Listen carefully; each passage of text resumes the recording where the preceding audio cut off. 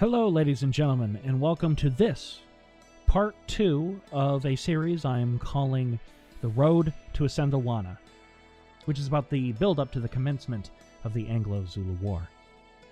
As per usual, all of my sources are available in the description below, and I hope you sit back, make some tea, take a listen, and enjoy.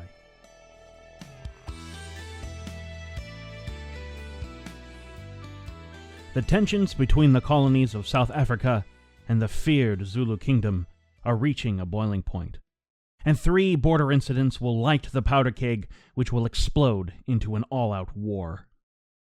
The political and territorial ambitions of the British Empire now sought to unify these South African colonies into one single confederation. Now these 3 incidents will catch the eyes of one cunning and ruthless politician, Sir Henry Bartle Frere. The British-run South African coalition will now use this new border crisis, referred to by locals as incidents of little consequence, to springboard an invasion from Natal and Transvaal into the heart of Zululand. One empire fights for unification and control over the region, the supremacy of the Christian white minority over the black majority. The other for the survival of their kingdom and culture in the face of a technologically superior adversary. Using eyewitness testimonies, we reconstruct the events moment by moment, leading to the war sparked by the ambitions of the very few. A war which would lead to the death of thousands, and would shape the future of South Africa forever. Part 3. A last pitch for peace. British troops continued to arrive in Natal from Cape Colony, their progress slowed by the challenging terrain. Among them was the 24th Regiment of Foot, destined to play a pivotal role in the impending conflict. Lord Chelmsford had ordered these men toward the border, and expected them to arrive quickly. Instead, he was met by great delays, Natal's terrain too unfavorable.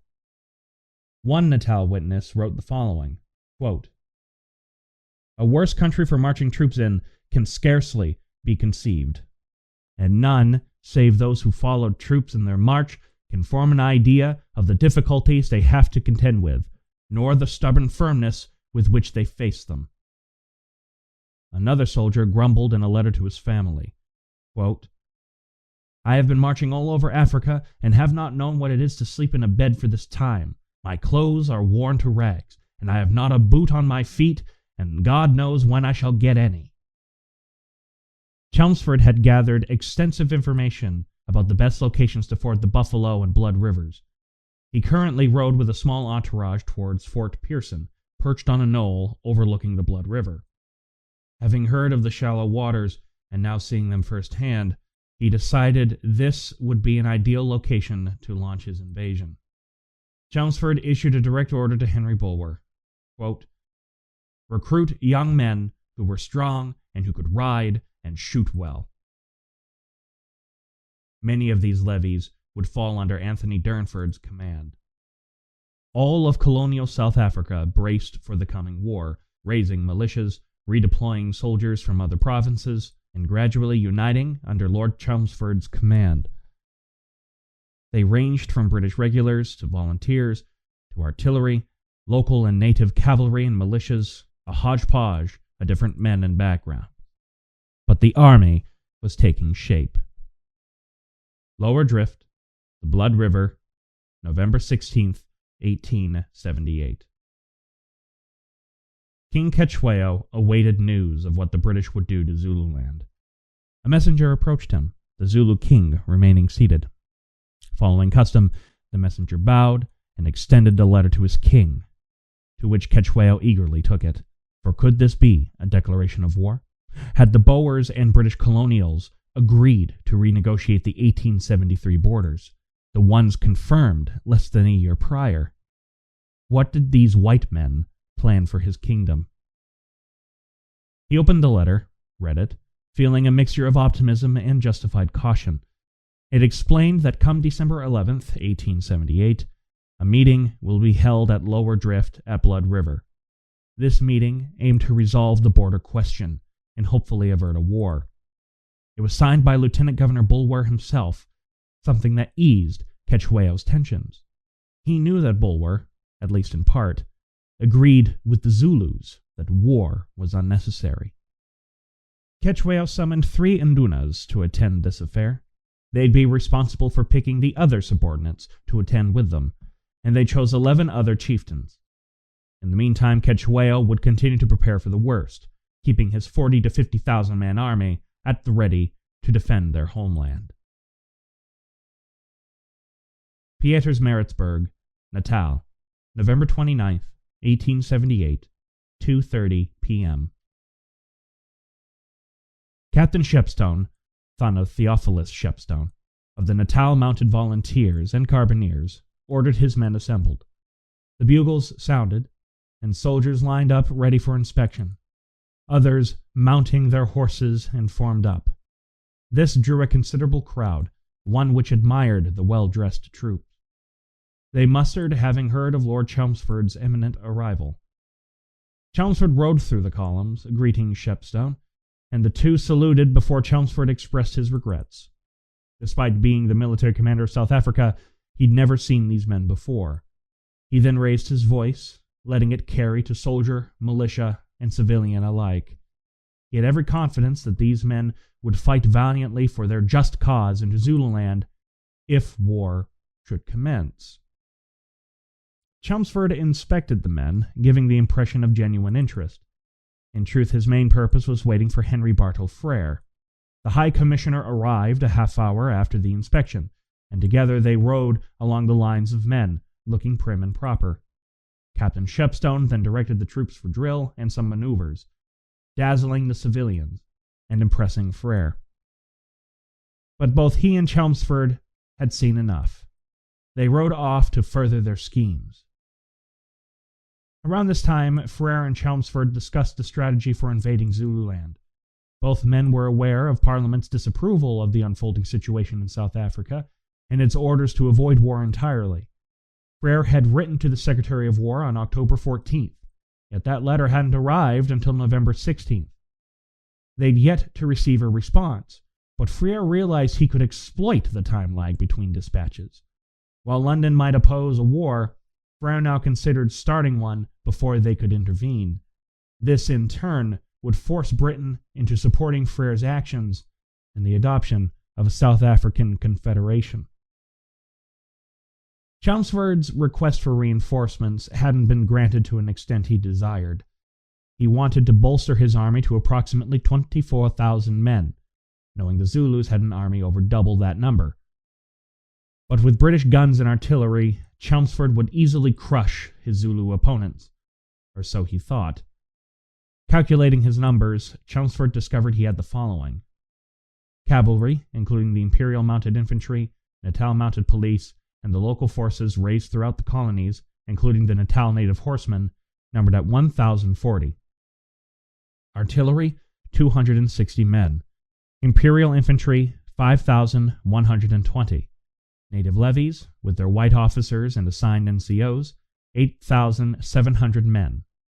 This gave Chelmsford an approximate total of 15,120 men for his invasion. This fell well short of what he envisioned. He nevertheless wanted to go ahead with his plan, Frere now having conveyed to him that a date already existed for a war to start. That day would be January 11th, 1879. In a letter to Chelmsford, Frere gave a cautious warning, quote, "As long as all goes smoothly and successfully, the opposition will only murmur. But a slight check, a small inroad of Zulus, would bring them out open-mouthed." In July of 1878, Chelmsford had foreshadowed how he'd handle the Zulus in the event of war. In a letter to Sir Theophilus Shepstone, the arbiter of the negotiated border between Transvaal, Natal, and Zululand, he wrote, quote, "The Zulus have been very kind to us in abstaining from any hostile movements during the time we were so bitterly engaged in the 9th Frontier War in this colony. If they will only wait until next month, I hope I have the troops somewhat better prepared than they are at present. If we are to have a fight with the Zulus, I am anxious that our arrangements should be as complete as it is possible to make them. Half measures do not answer with the natives. They must be thoroughly crushed to make them believe in our superiority. The fact that the Zulus had shown no aggression toward Natal or Transvaal since the border incident was irrelevant to either man, nor the many bureaucrats serving under both. Quechueo's repeated offers for peace, including compensation for the damages from Chief Seheo's dispute over his unfaithful wives, had also fallen upon deaf ears. Meanwhile, Frere knew that the Colonial Office in London favored mediation. This hadn't changed since receiving that dispatch from the Colonial Office in mid-October. Chelmsford convinced the Natal government to divide the colony into 3 districts. The reorganization thought to fortify defenses against the civilian population's greatest fears: Zulu raids along the border, or worse, a large-scale invasion across the Buffalo and Blood rivers. With these new regiments being formed, notably the native contingents, Anthony Durnford was hard at work shaping both infantry and horsemen alike. He assembled his men in Greytown, where he established his headquarters in a small farm. It is here he received orders from Lord Chelmsford. With his compliments, Durnford learned he'd take part of the No. 2 column toward Rorke's Drift, and he'd take command of the Middle Drift to secure a crossing in Zululand.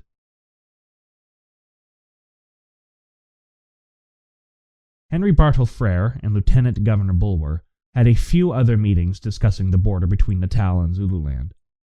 Throughout the remainder of November, the two debated and fought one another over the course of action to answer the Zulu question. Bulwer remained adamant that Quechueo had shown no signs of major aggression along the border.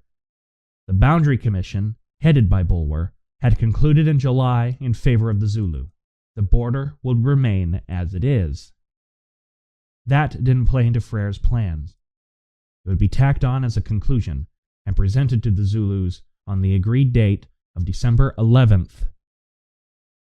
Frere and Chelmsford knew this ultimatum wouldn't be acceptable to King Quechueo, and this would be all the excuse they needed to justify their war into his kingdom. Lower Drift, Natal, December 11th, 1878. The 3 Indunas and their 11 chosen chieftains approached the Blood River to attend the border decision ceremony as planned. They were well aware of the opposing force awaiting them. The British had turned Lower Drift into a small fort, armed with 2 breech-loading cannons and even Gatling guns. The British soldiers watched them with great caution behind their walls of sandbags, their guns stacked together, bayonets thankfully unfixed. Nevertheless, being surrounded by so many well-armed soldiers created a lasting sense of unease. Then they were escorted to a small shelter constructed from white canvas sailcloth rigged in the branches of a fig tree. Said tree stood proudly close to the riverbank. Above the Zulu envoys, the sun shone upon them with a blistering heat. Even the Zulu, accustomed to such weather more than their British counterparts, were coated in sweat from their journey. An ironic twist was that there had been a torrential downpour not a day prior, leaving several places muddy and near impassable. The canvas sailcloths casted a broad shadow that stretched across the Blood River, making it an ideal meeting spot. It had just turned 11 o'clock a.m. The British representatives awaited for the Zulu in Daba, watching the Zulus closely and with skeptical eyes. Some were civilian representatives from Natal, while others belonged to the regular army or militia. Much to the Zulus' surprise, they were greeted warmly, though a sense of tension lingered in the humid air. A call was given, and together the British, Boers, and Zulu drank beer and ate beef. This camaraderie lasted for hours, creating a surprisingly festive atmosphere for both parties, helping ease the tension with the Zulu representatives. The beer, a significant part of Zulu rituals symbolizing hospitality and community, had nevertheless intoxicated the Indaba, a fact British representatives duly noted. With the meeting ready to begin, the Zulus sat on the ground, following their customary practice for such events. The British, however, disregarded this custom and sat on chairs arranged by their subordinates. The commission read its findings, which pleased the Zulu delegation as they favored Zululand on many points. Meanwhile, in a building far, far away, Frere paced in a building, awaiting news that his little trap had been sprung. The commission finished their report, and the Zulus rose in acceptance. They delivered this to their king and vowed to honor the ruling. The British representatives then halted the Zulus, announcing that there was more to discuss. This greatly alarmed the Indaba, and they all sat once more, many frustrated, resenting British customs which dragged proceedings to a crawl. But others were overcome with terror. They'd known, as Ketchweo informed them, that the Border Commission would read their findings. But nothing of this. Rising from his chair, one of Frere's representatives read aloud a 13-part ultimatum that would set the trap and plunge the Zulu people into conflict, fulfilling the ambitions of Sir Bartle Frere and Lord Chelmsford. 1. Surrender of Sahayo's 3 sons and brothers to be tried by the Natal courts. 2. Payment of fine of 500 head of cattle for the outrages committed by the above, and for Ketchweo's delay in complying with the requests of the Natal government for the surrender of the offenders. 3. Payment of 100 head of cattle for the offenses committed against Messrs. Smith and Dayton. 4. Surrender of the Swazi chief Umblini and others to be named hereafter to be tried by the Transvaal courts. 5. Observance of the coronation promises. 6. That the Zulu army be disbanded and the men allowed to go home. 7. The Zulu military system be discontinued and other military regulations adopted, to be decided upon after consultation with the Great Council and British representatives. 8. That every man, when he comes to a man's estate, shall be free to marry. 9. All missionaries and their converts who until 1877 lived in Zululand shall be allowed to return and reoccupy their stations. 10. All such missionaries shall be allowed to teach, and any Zulu, if he chooses, shall be free to listen to their teaching. 11. A British agent shall be allowed to reside in Zululand, who will see that the above provisions are carried out. 12. All disputes in which a missionary or European is concerned shall be heard by the king in public and in the presence of the residents. 13. No sentence of expulsion from Zululand shall be carried out until it has been approved by the resident. At this, stunned and inwardly crushed, the Zulu Indaba rose and left the British delegation to themselves. Frere's operative then dictated a letter to be delivered to Bartle Frere that his ultimatum had been formally delivered to the Zulu. As the Zulu delegation crossed back across the Blood River, an anger began to fester inside themselves. Even before delivering such a farce to their king, they understood the connotations behind Frere's ultimatum. In no way, shape, or form would a society built upon the military and its military traditions survive accepting such demands, and King Ketchweo, who devoted much of his rule to the reconstruction of Shaka Zulu's military tradition, would in no way throw all of that away to appease the white invaders from Europe. This meant war. On December 13th, 1878, Frere received a solitary telegram from the Colonial Office. It told him, in no uncertain terms, that there was to be no war with the Zulus. Frere, believing the die had already been cast with his ultimatum delivered, dismissed the message. He looked to Chelmsford for reassurance, and the general assured Frere of a quick victory. With his word of honor, Frere knew they'd soon defeat, quote, the Black Devils, as Frere now referred to them, and resolve the Zulu question once and for all. News arrived to King Ketchweo that same day, and he immediately put things into motion. Ketchweo did not want war with Great Britain, fully aware of the devastating cost to his people. With their vast resources and superior technology, the Zulus didn't stand a chance. so he stalled for time. The ultimatum took Cetshwayo by surprise, as it had most of those attending the original meeting. He understood that the British feared the Zulu army and suspected that seizing more of Zululand might, at worst, placate them. But this, the total destruction of Zululand's essence and its military, left the king momentarily speechless. Appropriately, it had begun raining, as December and January are the height of the rainy season in South Africa. Still in slight denial of his British allies and their betrayal, Cetshwayo would comply with several of the 13 demands made by Frere. He swiftly gathered resources and dispatched letters detailing his predicament. One of the first things Cetshwayo did was agree to give up Chief Seheo's sons for their transgressions into Natal. Then he'd pay the fine with cattle, as expressed in the ultimatum. In this, he pleaded with Frere to understand that 30 days would be insufficient to gather the required cattle, especially with recent torrential downpours slowing transport across Zululand. Frere rejected his pleas outright. December 24th, 1878. King Cetshwayo learned that the cattle still hadn't arrived across the border and into Natal. In response, several individuals seeking to prevent war in Natal initiated negotiations with both British representatives and emissaries of the Zulu king.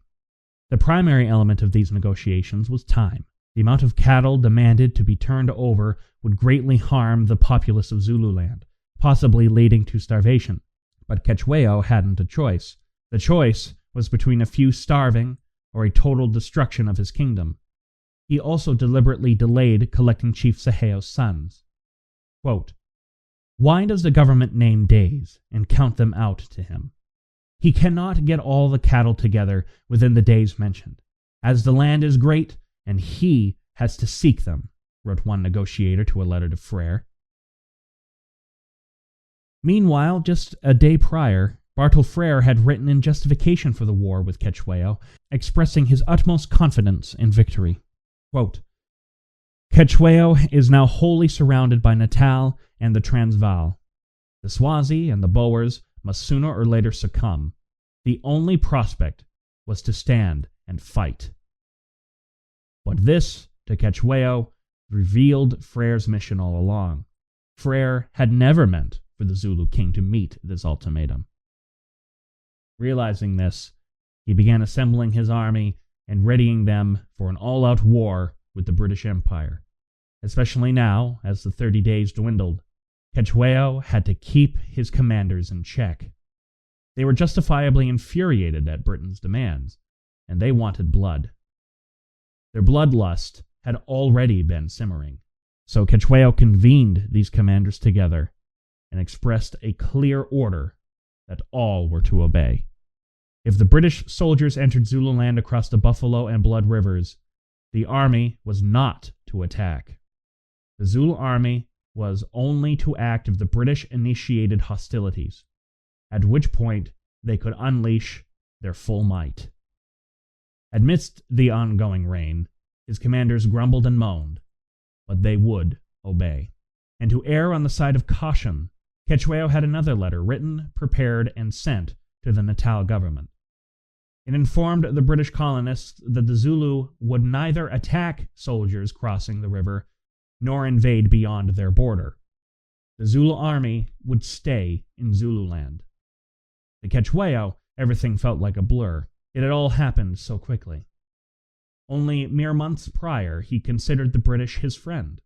They had even crowned him King of the Zulus.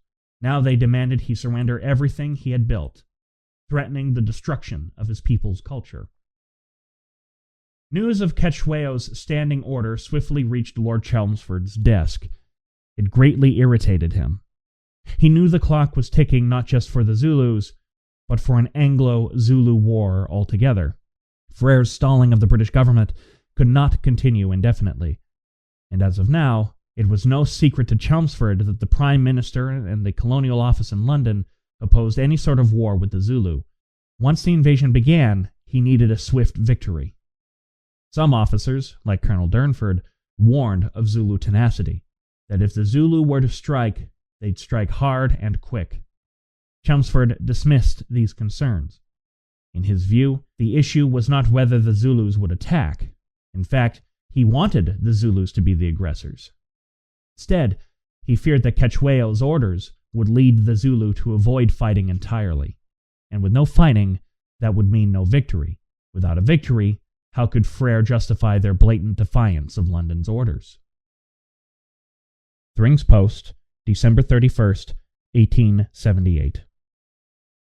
The humid, wet day saw Lord Chelmsford arriving at Thring's Post, a camp established on the Thukela frontier near the Zulu border. Accompanying him was a Natal reporter, eager to learn more about the escalating tensions between the British and the Zulu. Chelmsford hated reporters and felt he needed to walk a tightrope here. On one hand, reporters might expose too much about his and Bartle Frere's actions, particularly their direct disobedience of colonial office orders. If things went poorly, reporters would be the first to call for Chelmsford's removal. On the other hand, reporters seeing the discipline and order of his army would make for good press. Should a quick victory be achieved, the press would not just hail Chelmsford as a hero, but also ensure confidence in both Natal and Transvaal of Bartle Frere's South African Confederation. Through the rain, Chelmsford wished to climb the two hills overlooking Thring's Post. His entourage followed him, and upon one of the summits he could see the Royal Artillery below on perfect display. Most of the guns were either 7mm or 9mm breech loaders, some of the best light artillery the British Army had to offer. To impress the reporters, he ordered a parade, undeterred by the rain. At around 4:00 p.m., the parade had concluded, and Chelmsford wished to give a few words. He explained to these troops, most of whom were young, inexperienced men, that war might be upon them in just a few days. They would cross the Buffalo River into Zululand. He reminded them to remain cool, keep their discipline, and maintain order at all times. He'd heard rumors that both native volunteers and inexperienced British soldiers feared the 40,000 to 50,000 man Zulu army. Their notoriety from the locals had spread amongst the camps like wildfire, and many of the local volunteers had personal experience with just how fierce the Zulu could be. Chelmsford made light of this, pointing to one of the NCOs standing before him. While the Zulu may be fierce, they are but savages armed with nothing but cowhide shields and spears. They will be no match for the Martini Henry, as one reporter described, quote, "Discipline was everything, and as Chelmsford had said before, he had the greatest reliance in the officers, and would impress on the soldiers to obey them implicitly. He had no doubt but all would do their duty, and all would participate in the glory and honor which he firmly felt was in store for the men under his command." That discipline soon came into question. As more troops arrived in Durban, it became apparent that many of the young imperial soldiers liked to take part in drunken debauchery. This plagued Chelmsford come the early days of January 1879, as it did much to tarnish the hopes of a British Confederation. He would crack down on this with harsh punishment. New Year's Day, January 1st, 1879. Anthony Durnford rose as dispatchers from Lord Chelmsford arrived at his headquarters. They contained his next orders. Hoping he'd get the next chance to prove himself, he eagerly opened them. But upon reading, that sense of optimism faded. Lord Chelmsford instructed Durnford, particularly his cavalry, to remain on the defensive. Stationed at Middle Drift as previously ordered, Durnford was tasked with supporting the No. 1 column during the invasion, which was set to cross at Lower Drift. Simultaneously, he'd also need to help the No. 3 column crossing at Rorke's Drift. This achieved three things. It guarded Chelmsford's rear, assuring escape and supply routes remained open, and also spotting any counter-invasions. But he wouldn't be part of the invasion itself.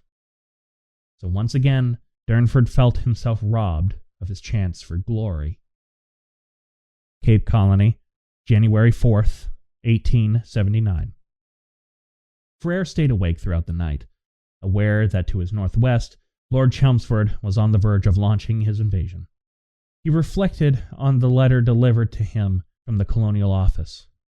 Feeling clever, smug even, he lit a candle and began dictating his notes onto paper. He knew this letter would take a week, if not a full month, to reach London. The letter outlined his intentions, announced the invasion of Zululand, and detailed his supposedly just reason for initiating this war. By the time it reached the colonial office in London, Lord Chelmsford would have crushed the Zulu army and annexed the Zulu kingdom. In this letter, Frere did not hold back his description of King Cetshwayo. Quote, "We had exhausted all peaceful means in dealing with the Zulu. Of the perfect justice of our cause, I think you can have no doubt. By God's help, we can relieve South Africa of the Zulu incubus. The Zulu warrior's courage is the courage of maniacs and drunkards, of wild beasts infuriated and trained to destruction. And once cowed, they will not rally." Once the letter was dispatched, Frere realized he hadn't stepped one foot into Zululand during his stint as High Commissioner, nor had he once met King Cetshwayo. He admired the timing of his actions, the ultimatum, and the collapse of diplomacy because he, like so many others in Cape Colony, knew that Chelmsford's invasion would be met with great success. Buffalo River, early January, 1879. For weeks now, sentries patrolling the Buffalo River watched across the border with mounting tension. They anticipated seeing a horde of Zulus any moment, yet it never came.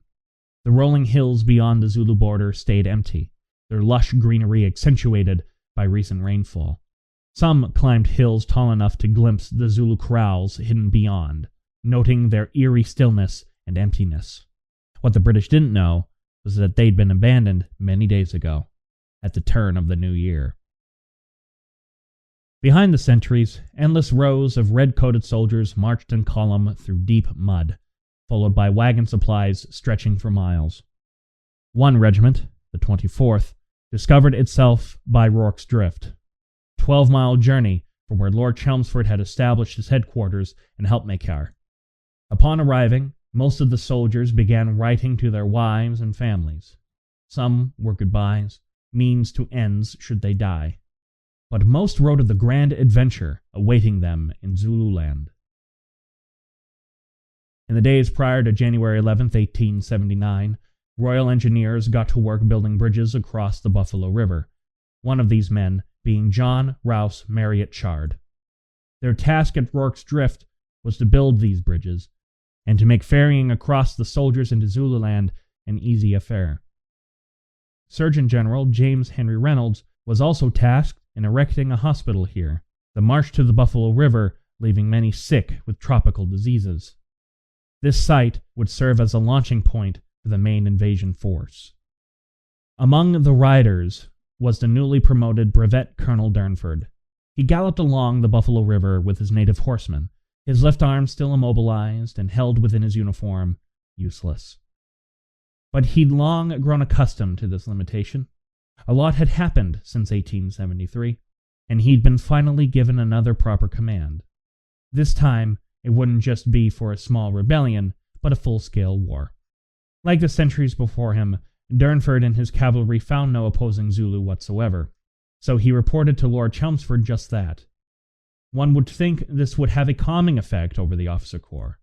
Instead, the lack of Zulu presence only made tensions higher, and especially the civilians of Natal.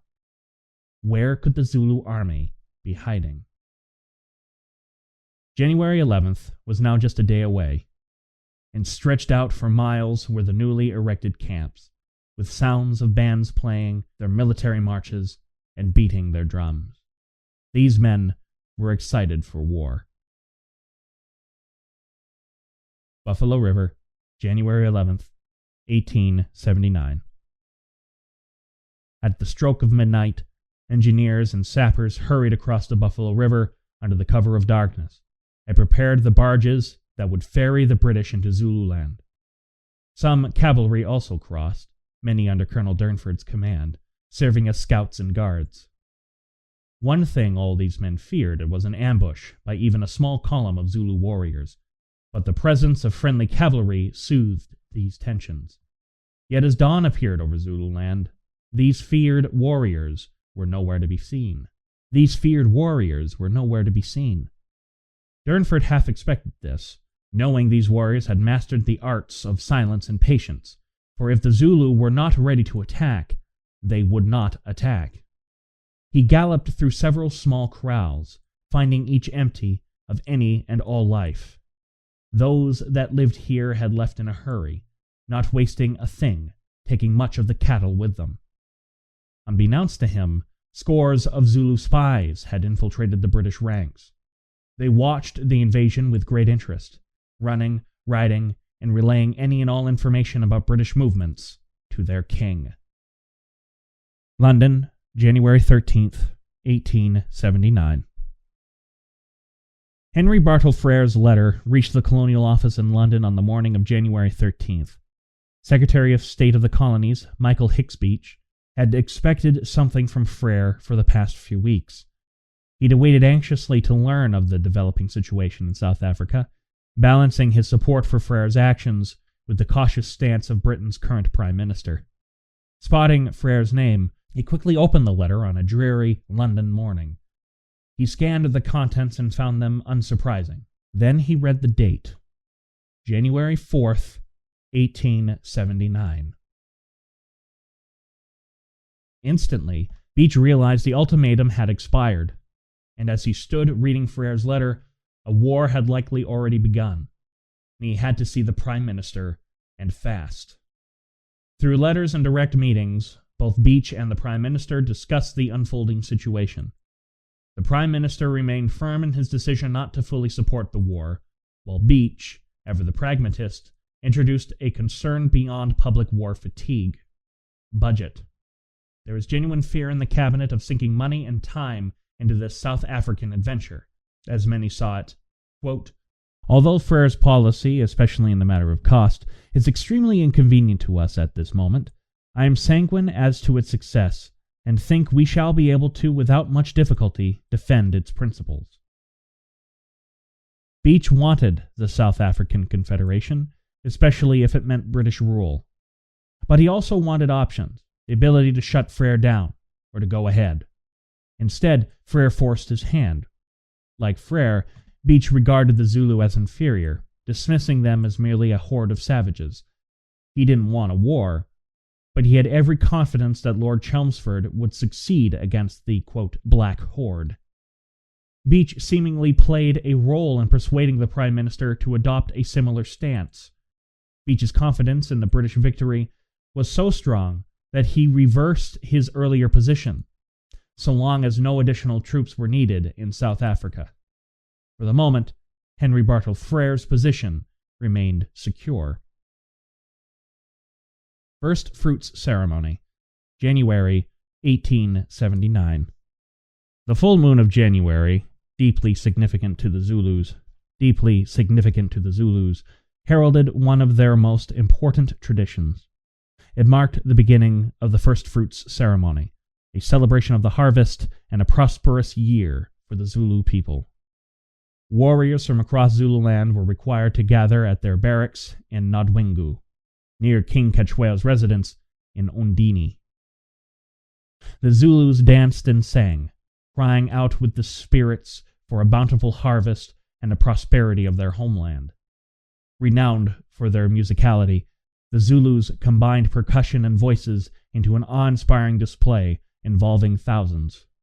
The women, bare-chested, enticed the approaching warriors, who danced in response to display their strength and readiness for marriage. As one eyewitness described it, quote, "Bending their bodies forward to the clap of their hands, stepping both their feet together, and raising their voices to the highest pitch, they fill in their parts, and follow out the chorus with such a degree of continued exertion as would cause a European female to go upon crutches for the remainder of her life."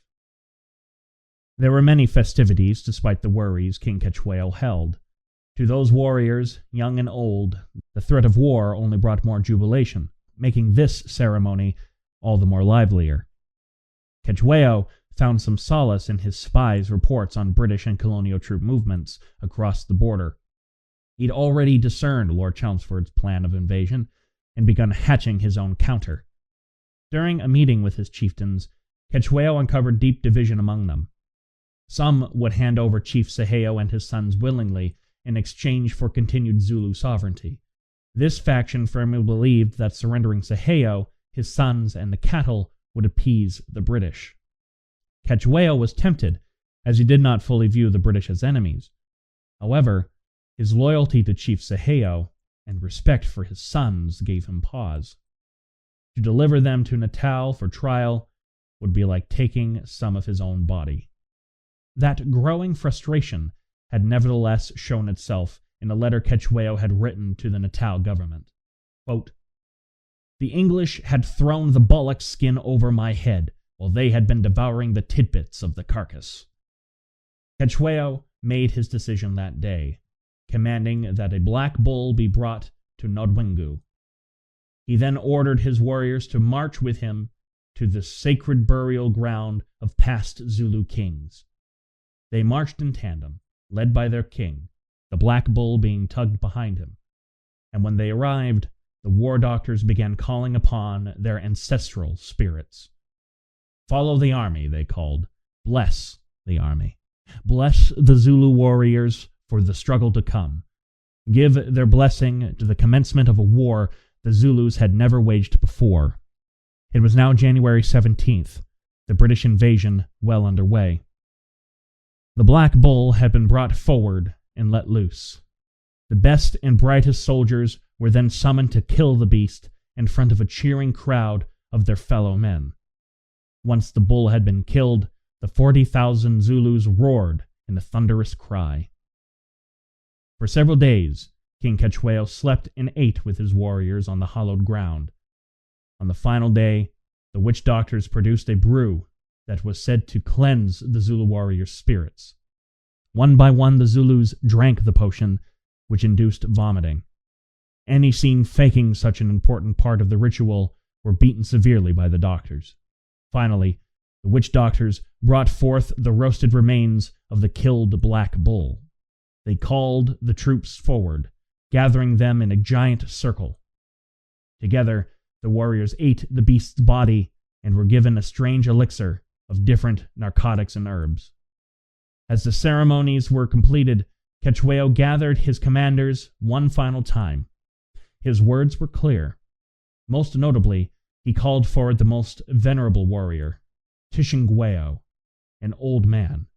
His hair and beard were gray, but the Zulu general did not lack for his physical fitness. He'd help lead the armies to great victories, and Cetshwayo told him, quote, "March slowly, attack at dawn, and eat up the red soldiers." The Zulu army chanted, cheered, rallying themselves for the coming battle.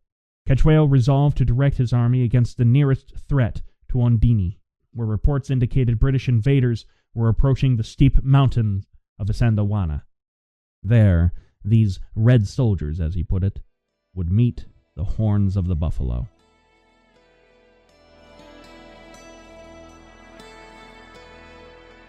This concludes my podcast on the road to Isandawana. This again was part 2.